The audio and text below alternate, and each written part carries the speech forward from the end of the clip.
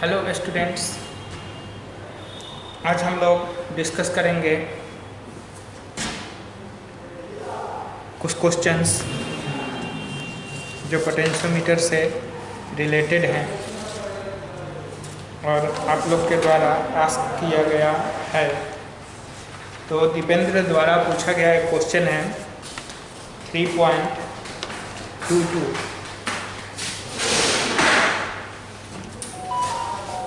Library खुलने वाला होगा तो उसमें से एनसीईआरटी का बुक निकाल देना चंदन जी को। हाँ, एनसीईआरटी का 12 का वॉल्यूम 1 फिजिक्स। तो क्वेश्चन नंबर आपका है 3.22।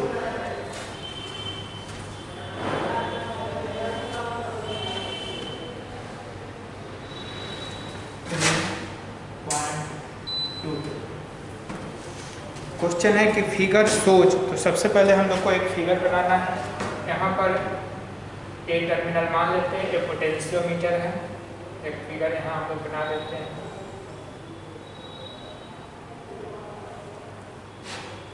ड्राइवर सेल आपका दिया हुआ है।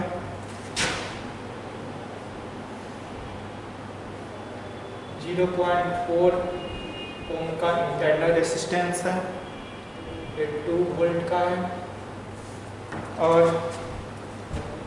ये कनेक्ट हो गया यहाँ बी से।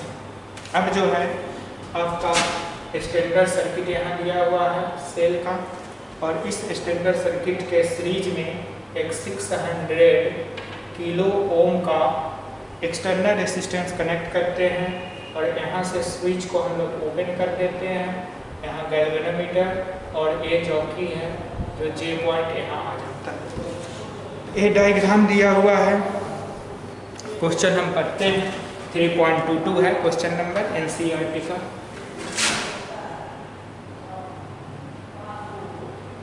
एक्सरसाइज। अब यहाँ पर जो है आपको कि figure shows a potentiometer with a cell of 2 volt and internal resistance 0.4 ohm. तो ड्राइवर सेल जो है ई डैश या है 2 volt, internal resistance r dash 0.4 ohm है। आगे कह रहा है कि the potential drop across the resistor wire A B. A standard cell which maintains a constant EMF of. तो एक स्टैंडर्ड सेल E1 है 1.02 वोल्ट का, maintains a very moderate current up to few mega ampere, gives a balance point at. इसका balance point है 67.3 centimetre. यही है E1 cell हम लोग यहाँ डाल दिए। अब जो है to ensure very low current from the standard cell a very high resistance of 600 kilo Om.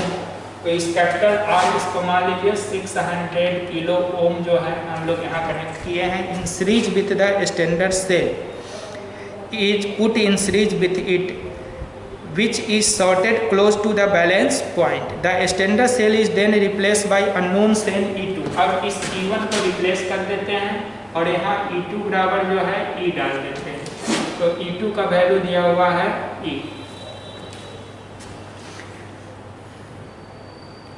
And balance point similarly turns out to be, balance point L2 है 82.3 सेंटीमीटर ऑफ द वायर। अब ए में आपको find out करना है what is the value of E. तो A में है ई बराबर 1। तो हम लोग सीधे लिखेंगे सॉल्यूशन में, solution a number from comparison of EMF of 2 cells by potentiometer, by potentiometer E1 by E2 is equal to L1 by L2 implies that E2 is equal to L2 by L1 into E1। तो E is equal to L2 हो गया आपका 82.3 centimetre divided by 67.3 centimetre और E1 का value 1.02 volt. ए काट put करके 1.25 volt आ जाएगा E का वैल्यू। तो यह ए का आंसर हो गया आपका, ए का आंसर। इसको आप जो है नोट कर लीजिए। अब इसके बाद जो है बी में, तो बी में जो क्वेश्चंस है, बी में है आपका कि what purpose does the high resistance of 600 kilo ओम है।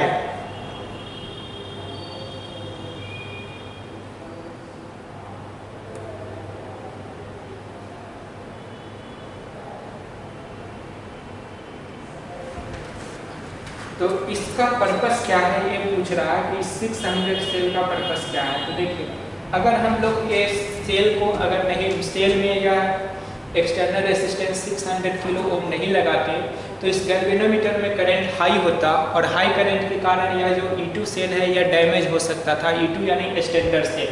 तो स्टैंडर्ड सेल को डैमेज होने से प्रोटेक्ट करने के लिए हम लोग क्या करेंगे कि इसमें सीरीज में हाई रेसिस्टेंस कनेक्ट कर दिए ताकि हमारा करंट जो है स्टैंडर्ड सर्किट में कम जाए, that is current through galvanometer reduce हो जाए। तो हम लोग लिख सकते हैं to reduce the current through galvanometer that is in standard circuit high resistance is used to prevent the standard cell from being damage. इसी बात को हम लोग लिख देंगे। तो यहाँ पर जो है बी नंबर में हम लोग लिख रहे हैं बी का solution.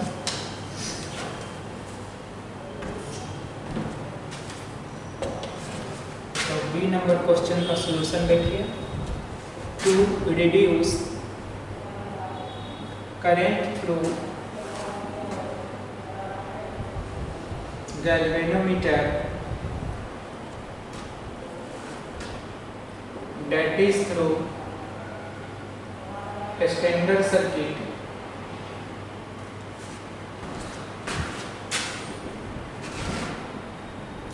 to prevent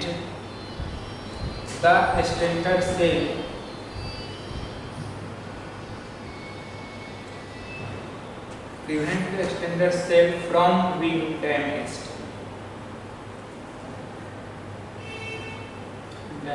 high current pass करेगा तो डैमेज हो जाएगा, उससे प्रिवेंट करने के लिए। तो ये बी का है। अब इसके बाद सी नंबर क्वेश्चन है। सी नंबर क्वेश्चन आपका है कि is the balance point affected by high resistance. High resistance से बैलेंस पॉइंट अफेक्टेड होगा या नहीं होगा।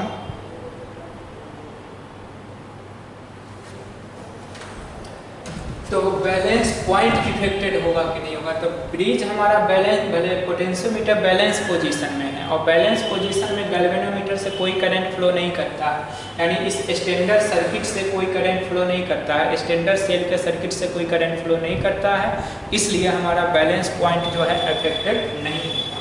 तो आंसर हम लोग इसका लिखेंगे, वो देखिए सी number.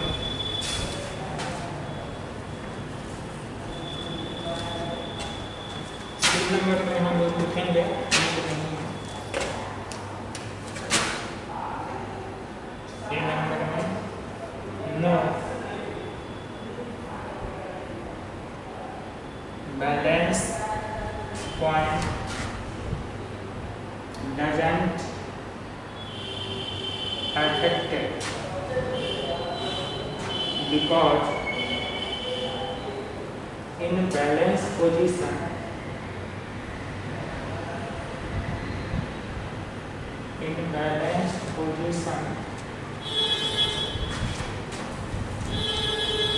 there is no current through galvanometer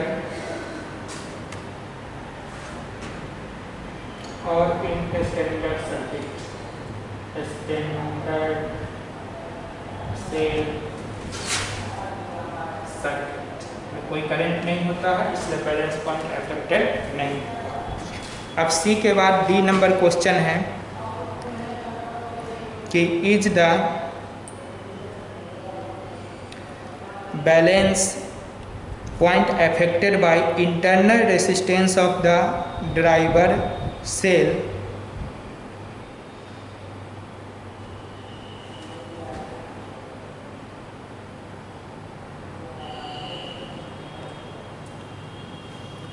तो इस पोटेंशियोमीटर वायर में हम लोग कांस्टेंट पोटेंशियल ग्रेडियंट मेंटेन करते हैं यहाँ रियो स्टेप लगा करके। तो कांस्टेंट पोटेंशियल ग्रेडियंट यहाँ है और पोटेंशियल ग्रेडियंट के बराबर आई रो बट्टा ए होता है। तो करंट हमारा कांस्टेंट हो गया, रो कांस्टेंट है, एक कांस्टेंट है। तो अब इंटरनल रेसिस्टेंस जो है इस ड्राइवर सेल का अगर हम लोग चेंज भी कर देते हैं तो ये पोटेंशियल ग्रेडियंट जो है वो हमारा चेंज नहीं होगा। और जब पोटेंशियल ग्रेडियंट हमारा चेंज नहीं होगा तो हमारा जो है बैलेंस पॉइंट भी अफेक्टेड नहीं होगा। तो इसका भी हो जाएगा नो, डी का आंसर हो जाएगा no, balance point does not affected because के बाद आंसर बदल जाएगा डी के लिए, because constant potential gradient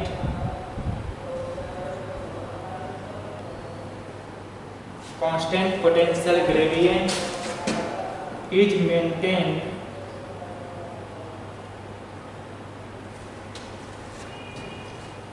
in potentiometer। So driver cell के इंटरनल रेसिस्टेंस को चेंज करने से बैलेंस पॉइंट अफेक्टेड नहीं होगा। अब डी के बाद नेक्स्ट जो है ई है। ई में है आपका कि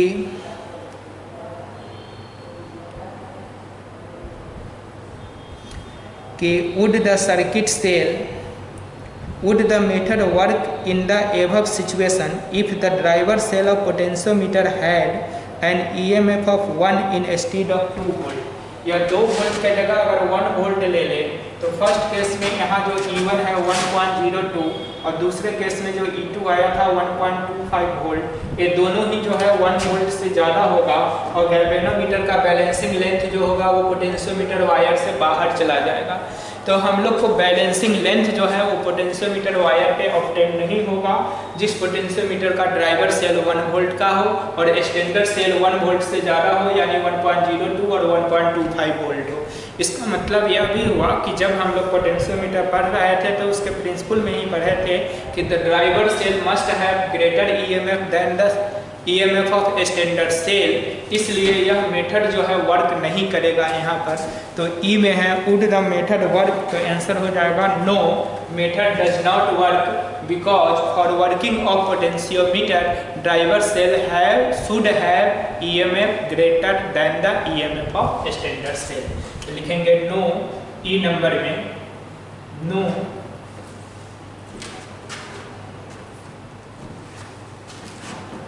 the method doesn't work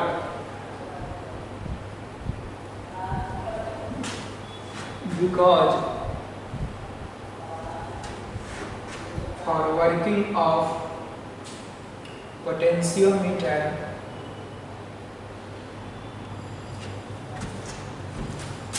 EMF of driver cell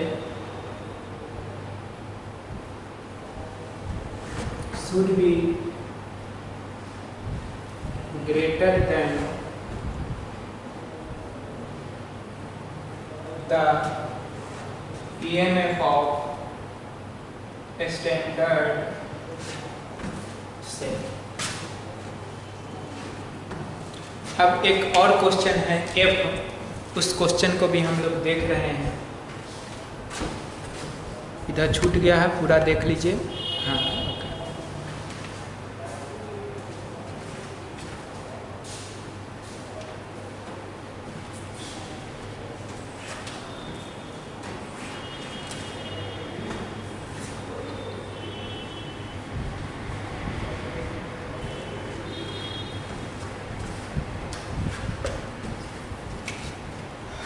F number है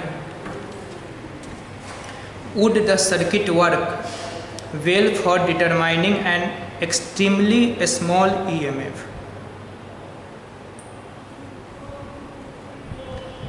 say of the order of few millivolts, such as a typical EMF of thermocouple?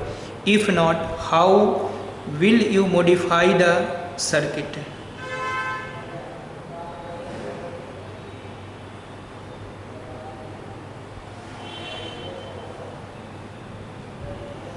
तो यहाँ पर है कि आपको जो है एक्सट्रीमली अगर स्मॉल EMF स्टैंडर्ड सेल का लेते हैं तो ये बैलेंसिंग लेंथ जो होगा वो बहुत ही स्मॉल आएगा, और जबकि में जो स्लाइड वेरिएशन आएगा वो हमारा मेजरेबल नहीं होगा, क्योंकि इसका EMF जो है वो मिली वोल्ट में है और यहाँ वोल्ट में है, यानी 1/1000 टाइम्स कम होगा, तो बैलेंसिंग लेंथ भी 1/1000 टाइम्स कम हो जाएगा, तो मेजरेबल नहीं होगा।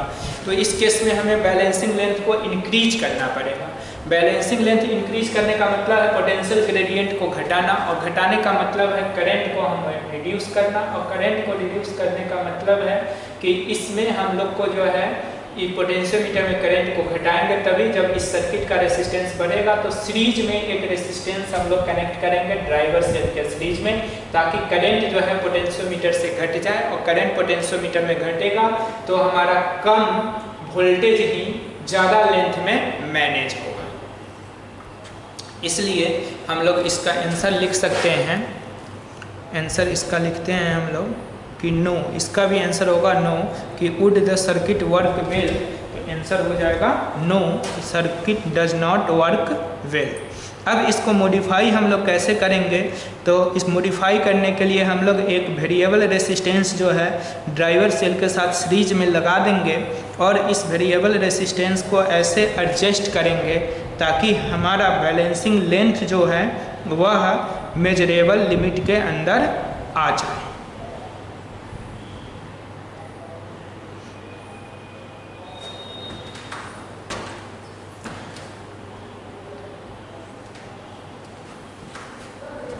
तो F को हम लोग लिखेंगे, पहला तो आंसर इसमें भी हो जाएगा नो, कि वुड द आपका सर्किट वर्क वेल, तो हो जाएगा नो। और मॉडिफाई कैसे करेंगे, तो to modify the circuit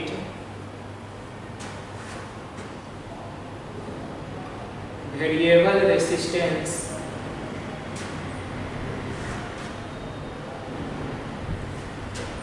should be added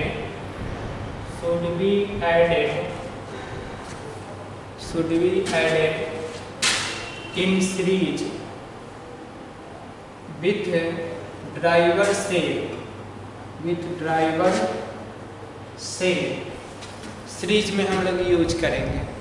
series में यूज करने से एंड क्या करेंगे, and adjust it so that the balancing length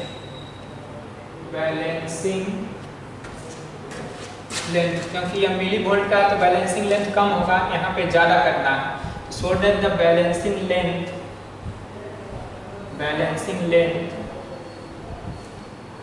would be longer than previous situation, यानी पहले बैलेंसिंग लेंथ बहुत छोटा होगा, बैलेंसिंग लेंथ बढ़ा देंगे, would be longer, balancing length would be longer than previous situation to reduce error and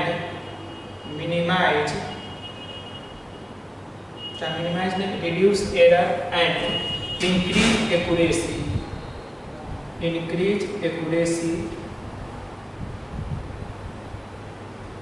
of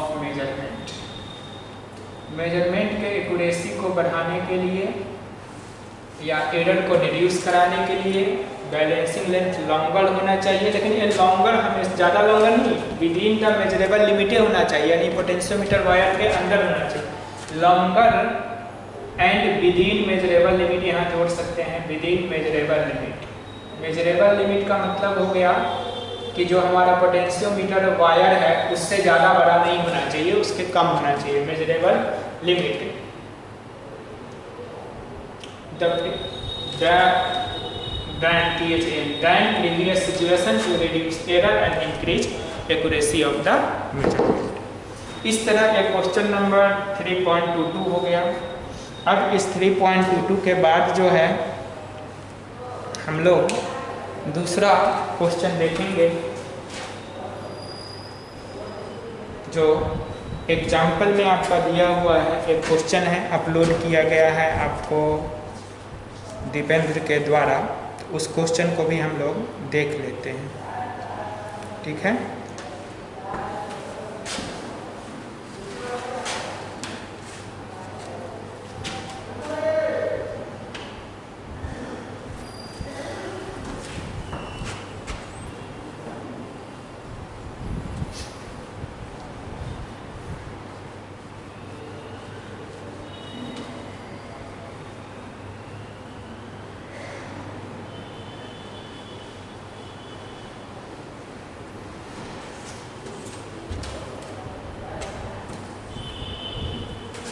question है 3.23 NCERT।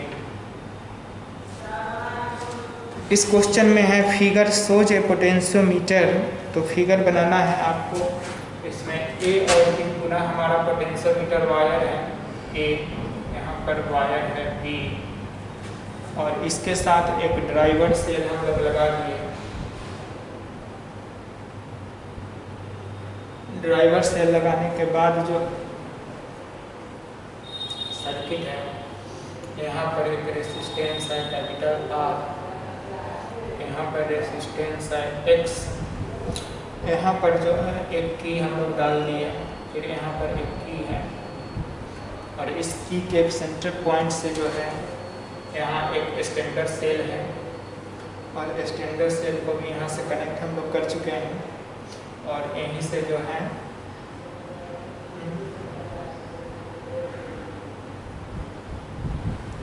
इसको galvanometer लगा दिए और इस जॉकी को यहाँ ले आए। तो यहाँ पर कह क्या रहा है, सो देखिए, figure shows a potentiometer circuit for comparison of two resistances. The balance point with a standard resistor R is equal to 10 ohm. तो 10 ओम आर का वैल्यू है, R is equal to 10 is found to be 58.3 centimetre. तो L R कर दीजिए 58.3 centimetre. And what will be the unknown resistance X, X का value what निकलना है, और एल एक्स जो है, एक्स के करस्पॉन्डिंग बैलेंसिंग लेंथ जो है 68.5 सेंटीमीटर, 68.5 सेंटीमीटर है। ठीक है, determine the value of X. What might you do if you fail to find the balance point of given cell. तो given cell of EMF E का balance point अगर आप भूल जाते हैं तो आप क्या करेंगे, ये हम लोग को पता करना है। तो यहाँ R और X जो है वह हमारा पैरेलल कॉम्बिनेशन में जुड़ा हुआ है। तो पैरेलल कॉम्बिनेशन, तो यहाँ लिखेंगे सॉल्यूशन में, since R and X are in parallel combination, R और X जो है वह पैरेलल कॉम्बिनेशन में जुड़ा हुआ है। Parallel combination, therefore I R, ये जो करंट का वैल्यू होगा ये बराबर हम लोग ले लेंगे इसका V1 या E1 मान लीजिए, और E1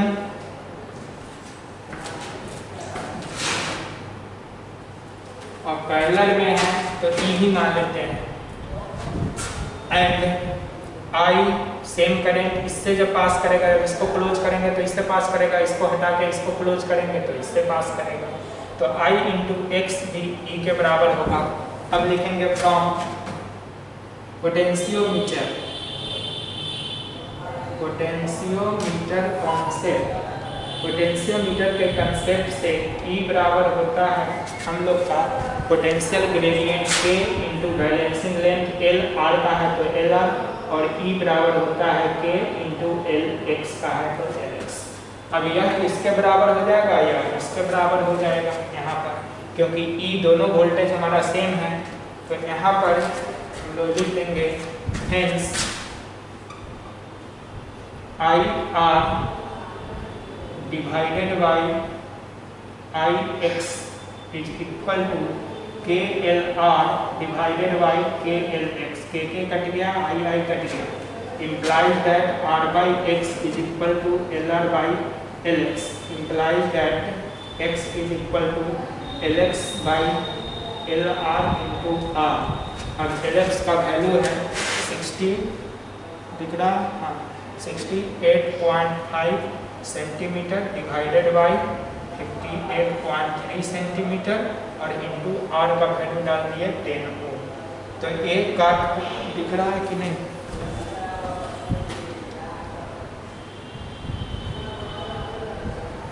तो एक काट कूट कीट के वैल्यू आ जाएगा आपका,